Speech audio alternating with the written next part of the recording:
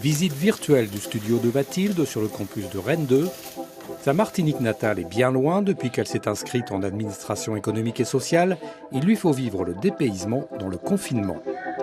J'essaye de me rattraper avec des appels vidéo avec ma famille, mes amis, mais sinon c'est vrai que de ne pas avoir de contact humain, c'est un petit peu compliqué.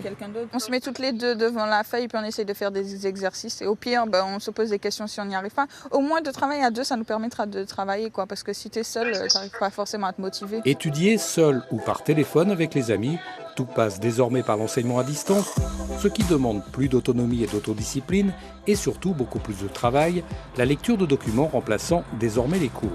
Mais sans contact direct avec les enseignants, ça peut devenir plus compliqué. En gros, ils nous envoient 10 pages avec le sujet et la méthodologie. Mais voilà, si on a des questions toujours à lui poser, il faut aller par mail, etc. et lui poser la question par mail. Mais c'est vrai que c'est plus compliqué. On ne peut pas discuter vraiment avec le professeur et comprendre en profondeur ce qu'il attend de nous dans la dissertation, Consciente de ces difficultés, l'université, en pleine expérimentation, elle aussi, a lancé un questionnaire aux étudiants qui, en retour, ont clairement énoncé cet obstacle pédagogique. Ça se fait quand même dans certains cours, quand il y a des petites promos, on a pu organiser des classes virtuelles, il y a des suivis individuels, des chats.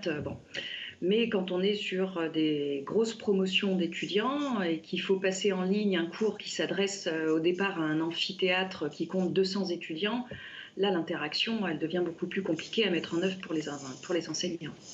Selon l'enquête de Rennes 2 également, un quart des étudiants manifesteraient des problèmes psychologiques, en particulier une grande anxiété face à ce type d'enseignement, les examens, mais aussi la solitude du confinement ou tout simplement la peur devant cette maladie.